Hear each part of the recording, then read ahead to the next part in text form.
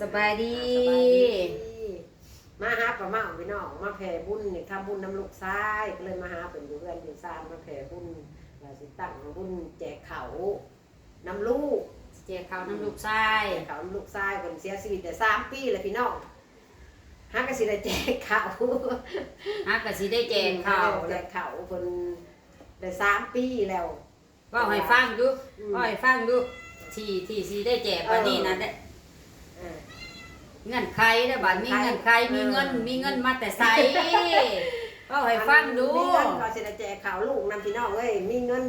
อันเจ๊สายแดกเพิ่นสวยผู้ใหญ่ใจดีเพิ่นอยู่ต่างประเทศแต่ผู้ได้เฮากับบ่ฮู้เพิ่นก็บ่ได้ว่าโอ้ยผู้นั้นผู้นี้เพิ่นก็บ่ได้ว่าพี่น้องเพิ่นว่าแต่เพิ่นสวยมาก ผู้ใหญ่ใจดีว่าซั่นซะเนาะ ว่าซั่นซะเพิ่นสวยมาก อนุโมทนาบุญนำเด้อผู้ใหญ่ใจดี ถูกผู้ใหญ่ใจดีก็ดีบุญคำนำสู้อยู่ดีมีแห้งเพิ่นสวยเงินมา 10,000 บาทพี่น้อง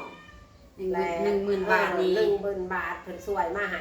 ให้ทำบุญให้ลูกก็เลยกันสิได้เฮ็ดทำบุญให้ลูกบาดนี้ในมื้อ11 ค่ำนี่ มื้อ11ค่ำเป็นมื้อตั้งเด้อพี่น้องเด้อตั้งห่อกระต้มในมื้อ10 ตั้งกองบุญ ตั้งกองบุญขึ้นในมื้อ11 ค่ำ มื้อ12ค่ำใส่บาตร 12 ค่ำน่ะเป็นมื้อใส่ตักบาตรหยาดน้ำ โดยก็สิได้ทำบุญนี่กับพี่น้องเอ้ยเพิ่นนี่เพิ่นสวยมากจังได้ทำบุญผู้นี้ได้3 ปีเต็ม3 ปีปลาย 3 ปีปลาย 3 ปีปลายแต่ลูกเสียชีวิตไปปีนั้นและปีนี้บ่มีโจนเพิ่นสวยมากจังได้ทำบุญพี่น้องเอ้ย ก็เจ้ามาว่าว่านนี่บ่ทันเห็นบ่ทันเห็น บ่ทันเห็นเงิน เจ้าจ้าว่านนี่นะ จ้ามื้อวานยังบ่ทันเห็นเงิน ยังเนาะ ที่แรกเพิ่นก็ว่าสิสวยเจ๊สายแดงบ่ทันได้มาหาที่แรกเพิ่นก็ว่าสิสวยมาหาพันบัดนี้เพิ่นอีดูสงสารยันบ่พอเพิ่นเลยซอยมา 10,000พี่น้องก็เลยภูมิใจ โมทนาบุญนำเด้อ น้ำซาถูกให้อยู่ดีมีแห้งผู้คนสีสวยมากก็เลยพระอยากโซสวยแม่ใหญ่ท้องก็สวยมากสวยมากไปดูสงสารแม่ใหญ่ท้องก็สวยมากตอนหับเสมอพี่น้องทำบุญทำทาน อยากร่วมทำบุญเนาะ ร่วมทำบุญน้ำแม่ใหญ่ท้องเนี่ยถุงหยางนี่แหละเนื้อได้ก็ดีซา ร่วมทำบุญนำแม่ใหญ่ท้องนี่ร่วมทำแบบซอยเรือได้พี่ ซ น้ อ อง ยเรือพี่น้องแม่ใหญ่ท้องกับโบมี่ยังเขาเป็นบุญแจกเขา เป็นบุญแจกเขา ทำร่วมแบบช่วยเรือเด้อบ่ได้สั่งได้ซาได้พี่น้อง ซาพี่น้อง ทำบุญนำลูกชายเพิ่น ทำบุญเอากระดูกเขาทาด แม่นไผอยากโง่อยากทานบุญแจกเขา บุญแจกเขา แม่น ใช่ อันคนเขามีเงินเขาเจ้าก็เฮ็ดอยู่แล้วเนาะ พระเจ้าก็เฮ็ด แล้วก็ไผอยากโง่ก็โง่นะยิงตาม มีแต่ผู้ใหญ่ใจดีเพิ่นสวยมากคือผู้ใหญ่พามเพิ่นก็สวยกองบุญพี่น้องก็บ่ได้อันนั้นเพิ่นว่ากองบุญเพิ่นสิสวยก็สาธุบูชากองบุญให้ ก็เรื่องกองบุญกับบูชาเอาเนาะป่ะเขาซื้อสดนี่มันแพง12,000 12,000มันซื้อสดนะพี่น้อง มีแต่ผู้บู ก้อ ชาน หนึ่ง เพิ่นสิบูชาสวยพี่น้องผู้ใหญ่พามแล้วเพิ่นสิบูชาสวยชื่อละวัดใหญ่อยู่ในวัด บูชามาแล้วก็มีหยังเฮาก็เติมใส่ มีหยังเฮาก็สามก็เติมใส่ เฮาอยากใส่หยังเข้าไปตัวใหม่ ถ้าเฮากับบูชาเอาของเพิ่น ถาดก็ สวยถาด ก็เป็นมือสอง ถาดก็เป็นถาดมือสองพี่น้อง แต่ว่าไปทาสีเอามันก็ใหม่เอี่ยม เอาแล้วก็ใหม่เอี่ยมเพราะว่าเพิ่นนั้นเพราะว่าเพิ่นตายก่อนแล้วเพิ่นใส่ไว้เด้บาดนี้มาแม่ โอ้บักใหญ่ได้ถาดเพิ่น เพิ่นก็ซื้อ5,000 บาท ใหญ่ตึกเด้ ใหญ่แต่บาดนี้มาเมียเพิ่นเสียชีวิตแล้วเพิ่นก็เอาถาดร่วมมิตรมาใส่ ถาดใหญ่ถาด เพิ่ เท่าน นั้น ก็เลยยกถาด ถาดแม่ใหญ่ซ้อนพี่น้องถาดแม่ใหญ่ซ้อน ก็เลยลูกเพิ่นว่าอีลูกท่านเฮาก็สิสวยโตเพิ่นว่า แล้วให้เอาถาด ไอ้นี่ซาก็เลยมันเอาน้ำเพิ่นพี่น้อง ให้ไปทาสีเอา ทาสีเอาก็ซา อนุโมทนานำเด้อแม่พี่น้อง แม่พี่น้องมีแต่ผู้เพิ่น เพิ่น ส โม วย ทนาทาน โมทนาทานค่ะใส่กระดูก โมทนาทานค่ะใส่กระดูกได้บ่มีกัน ในท่าซีเอาเพิ่นว่าแนะนำ คันตะกี้มันเจ๊สายแดกเพิ่นก็ว่าไปซื้อเอาถาดน้อยเนาะป้า 3,000 พันจังเงินนั่นบ่เพียงพอ ไม่บ่พอได้ ขาดเคินๆก็เลย มันใส่จ่ายหลายอยู่ได้ป้า ใส่จ่ายหลายอยู่แลย่านเงินนั่นบ่ไปที่ก่อยนอกนั่นเด้ขาดเคินๆอีหยังเฮา กับ ยัง ข้าว พัน กับแพงเด้ทุกมื้ออีหยังกับแพงมันบ่พอ อันนั้นก็เลยเอาเพิ่นให้แม่นั่นก็เลยเอาของเพิ่นละท่าสีเอาเฮ็ดตีนถาดเฮ็ดเอาก็เลยแผ่เลยแผ่นอกแล้วก็สาธุยังว่าโมทนานำยังว่าเพิ่นมีแต่ผู้ซอยผู้เรือ มีแต่ผู้ซอยเนาะก็ฟังไปอีกกับแพน้ำพี่น้ำน้องผู้หาผู้ซี น้องผู้หาผู้ซิบ บัดโตบัดโตอันสั่งของน้ำสาวหลังนี่น่ะเส้นไว้ก่อน เส้นไปก่อนแล้วบ่มี บัดถ้าพี่ถ้าน้องมาโม่เลยสิเอาตัวนั้น แต่พี่ถ้าน้องว่าโมเลยเอาตัวนั้นถาม เอาโฮม ถามว่าพ่อกับแม่ติดหนีไว้ พ่อก็แม่นติดหนี้ ก็บ่ได้สั่งลายพี่น้องเครื่อง ขนมตัก น้ำดื่ม 10 แพ็คน้อยแล้วก็น้ำขวดน้อย คันบอกให้ 10 แพ็ค ว่าถึงว่าป้าเอ้ยว่าพื้น บ่ ว่า ได้ พื้น เอาห มา ลาย ว่าพื้นมาให้พ่อกับบ่พ่อแล้วน้ำ พ สิ อแล้วน้ำ เป็นยัง ขวด เป็นยัง 10แพ็ค เป็นยังจะว่าบ่พ่อพี่น้องเดี๋ยวประมาณเอาสิคำนวณให้ฟัง โดย เป็นยังจะว่าบ่พ่อเด้อทำพิธีนี่หนึ่งมาแล้วแม่นอาหารเพลนนี่ โดย วันนี้ต้นบ่ายนี่เอากระดูกข้าวสูตรมุงคุณสูตรยังกับพิธีอีกก็ใส่น้ำอีกถวายอีกเนาะ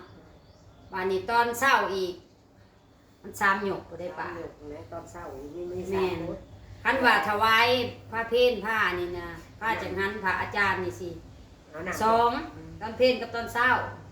น้ำขวดน้อยนั่น10 แม่ แพ็คแล้วเอาน้ำมันแป๊บ2กับ10ขวดน้อยนั่นก็10แพ็คแล้วก็ขนมใหญ่น่ะปิดนึง แล้วก็ให้เพิ่นซื้อขนมตักบาตรแดดน้ำแล้วก็ให้น้องตักบาตรแดดน้ำนั่นแหละให้เพิ่นคำนวณให้ว่าแล้วเพิ่นก็จะมาให้จ้ะบ่มีอันจ่ายเพิ่นว่าติหนีไว้ได้ว่าถ้าเพิ่นมาเพิ่นน้องมาโมมาทานบุญทานแล้วแล้วจัง คันเฮาเฮ็ดคาบเดียวน่ะพ่อ10แพ็ค คันบ่พ่อ คันคาบเดียวนะ นั่นแหละ นี่ให้เฮาคำนวณเด้อคันสิให้พ่อพอดีพองามก็เช้าผู้แลน้ำดื่มเปลืองแน่เพราะว่าเฮาสิไปน่ะบ่ได้บ่มีแต่กูบาได้บ่มีผู้เฒ่าแก่มันก็ยากเด้ ซื้อตุ๊กน้ำดื่มตุ๊กใหญ่ แม่น เอาอัน10ตุ๊กน้ำดื่มเพื่อจันสิโทรสั่งเพิ่นเฮาเดี๋ยวว่าเอาน้ำดื่มหน่อยให้ปู่ย่าซ่าแล้วเฮาสิเอาหลายก็เฮายันมันขาดมันเกิน ถ้ามันขาดมันเกิน เฮาบ่มีอัน ท่านผู้ใด น้ำใจหัวหมู่หั่นนะ คันเว้าพื้นว่าถึงบุญเนาะป้าคันผู้ใดเพิ่นนั้นสะดวกเพิ่นอยากอันคือเฮาไปเฮ็ดให้น้องขวัญน่ะเพิ่นซอยมาแล้วเพิ่นว่าซื้ออันน้ำเด้อส่วนนี้มันก็มันก็คือมันบุญมันสมบูรณ์แน่น่ะ สมบูรณ์เฮา แบบ เพียงพอ มีมันเพียงพอว่าซั่นจ้ามันมีผู้โมทนาเข้ามาว่าข่อยเอาน้ำเด้อข่อยเอาอาหารเด้อนะอันนี้ก็คันมีก็ดีเนาะ คันมีผู้ช่วยก็ดีเนาะ มีคนโทรนำเพิ่นอีกแล้วโทรดูแท้โทรศัพท์ยี่ห้อหยังวะ ใหญ่ได้นี่โอ้ยเว้าไปแล้วค่ะมีผู้อยากโง่ผู้ใดอยากสอน แม่นผู้แบบผู้ใหญ่ผู้หยังเผื่อเพิ่นจะโม้ผู้หาผู้ซิบเฮาก็เว้าไป ไปผู้คนอยากสอน น้ำกะ ในกับมี น้ำก็บ่แพงดอกพี่น้องเนาะอันนี้สิเว้าให้ฟังสมมุติว่า อันนี้คือปลาทองเว้าให้ฟังนี่คือเพิ่นไปเซ็นไว้ก่อนเพิ่นให้เสาหลังซื้อมาให้ได้แล้วงานแล้วเพิ่นสิมาจ่ายเพิ่นว่าแต่ว่าถ้าผู้ใดเนาะอยากโมทนาทานร่วมกับปลาทองนี่นะถือว่าเป็นการช่วยเหลือเพิ่นทำบุญแบบช่วยเหลือเด้ออันนี้เด้อบ่ได้เฮ็ดได้สั่งเนาะน้ำนี่ก็เนาะเว้าราคาหันค่าก็แพ็ค30 บาทเด้อพี่น้องเด้อแพ็ค30 บาทแต่ถ้าสิให้พอดีพองามเนาะตามประมาณเคยคำนวณก็สิประมาณ20แพ็ค20แพ็คก็600 บาทพี่น้องเนาะแต่ว่าก็ยิ่งตามผู้อยากโมอยากทานอันนี้ล่ะคันเฮาบ่มีจำเป็นมันก็ต้องเส้นนั่นแหละอันนี้เว้าถึงถ้า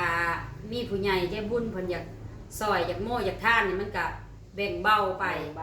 แม่นแบ่งเบาไปได้ในจุดนี้สิเป็นเครื่องดื่มบ่หรือว่าน้ำดื่มนี่มันก็แบ่งเบาไปแต่เก่าซ่าแต่เก่าบ้านเฮาก็บ่ได้อันน่ะได้ก็มีบุญอยู่ในเวลาเว้าไปเพิ่นก็ซอยอยู่ ซอยมาก ในวัดว่าอารามก็เพิ่นก็ซอยอีหลีได้ หาคือบ้านเฮาบ่มีเพิ่นยังว่าเด้ในบ้านเฮา เขตนี่นะเฮาไปนี่แถวบ้านเขายังย่องเลยว่าบ้านน้ำมงนี่ดีว่าฉันมีผู้ใหญ่ไม่เตซอยว่าฉันเวลาเฮ็ดหยังทำหยังก็ซอยเพิ่นสิซอยผู้เล็กผู้น้อยเนาะเด็กน้อยมันก็กลายเป็นหลายนะป้าว่าหลายคนเนาะ หลายคนซอยมากก็เป็นหลาย มันเป็นหลายผู้ละ100 200 300มันก็เป็นหลายบ่ว่าเอาโฮมทึนเด้มื้อนี้ก็สิไปบุญอีกนี่ว่าเรื่องบุญน่ะกะไปหาแล่มแม่มาเอ้ยเปิดกล้องแม่เดียวนี่ในกะสิได้มื้ออะไรสิมื้อเอามื้อให้เพิ่น โดย ลงไปให้เพิ่นอยู่วัดเฮ็ดตีนพระให้ลูก ฮะ มึงเอาไปเอาหัวอยู่ตรงย่องอยู่ โอ้ย และพี่น้องสบายดี บุญมาอีกได้แม่มา ใส่ ปลาท่องนี่แหละสิเฮ็ดบุญอีกปัดมื้อเดียวกับเฮามื้อตั้งเพิ่นน่ะมื้อเดียวกับเฮาสิไปถวายนี่ เรียกมาทำทานบ่ แต่ว่าบางเทื่อ FC สิงงๆเด้อป้าเมาบ่ทันแจ้งข่าวบุญเด้อเดี๋ยวป้าเมาสิแจ้งน้ำล้างปลาท่องเด้อป้าเมามีบุญอีกแล้ว แล้วได้แล้วเด้อป้าเมา โด เด้อย ปีนี้น่ะปี2025มีแต่บุญป่าเอ้ยบ่มีแต่บุญมีโอกาสเฮ็ดบุญก็เฮ็ดบุญจักก็สิไปซอยอยู่ดอกจักสิไปซอยอยู่ดอกโดย นั่นแหละป้าเมา ซอยซ้ำหามีหาได้แล้วป่า โอ้ เอ้ ย ย บ่ได้ว่ากัน มีแต่บุญเลยเนาะ ยิบสิน อันปลาเมาซอยนี่พอใจซอยพันกี่ก็เอาหา ยิบสินหาเงินเดี๋ยวนี้หาเงินทำบุญหาเงินทำบุญมื้อนี้ ปลาทองก็มีเวียกหลาย โดยไปปะลุงสิถามื้อนี้เป็นบุญสร้างถนนหนทางมื้อนี้ เอาสบาย โดยเป็นบุญสร้างถนนหนทางมื้อนี้นะสิไปมื้อนี้จักสิเป็นจังไดแหละทางสงเติงตูนเมืองสงขลาพี่น้องแขวงสวรรณเขต บ่ทางใดแหละอาสิปิดคลิปไว้สันนี้ก่อนเด้อพี่น้องเด้อพอกันคลิปหน้าโชคดีเบิดทุกท่านทุกคนถ้าท่านผู้ใหญ่ท่านใดเนาะผู้ใจบุญใจกว้างน้องยิ่งน้องชายเนาะอยากจะโมทนาซอยเรือโมท่านเฮ็ดบุญพี่น้องบุญแจกข้าวนำปลาทองว่าถึงเพิ่นก็ขาดก็เคินถ้าผู้ใดอยากโมอยากทานเนาะจะเป็นน้ำดื่มบ่เครื่องดื่มถวายพระภิกษุสงฆ์แหละอันสำคัญเนาะอันสำคัญก็คืออันนั้นแหละแล้วก็เงินก็ได้มาแล้วเนาะแต่ว่าซื้อข้าวปลาอาหารมันก็หลายแนวเนาะก็คือเพิ่นกล่าวไปแล้วแหละได้10,000นั่นเจสายเนาะก็อนุโมทนาบุญนำทั้งผู้ใหญ่ใจดีแล้วก็ทั้งผู้เป็นสะพานบุญเนาะอนุโมทนานำเด้อบุญรักษาเนาะบ่ถูกภาคส่วนประมาณว่าสิจบคลิปไว้สำนี้ก่อนเพราะกันคลิปหน้าสวยแหละก็สิไปเตรียมไปทำบุญอีก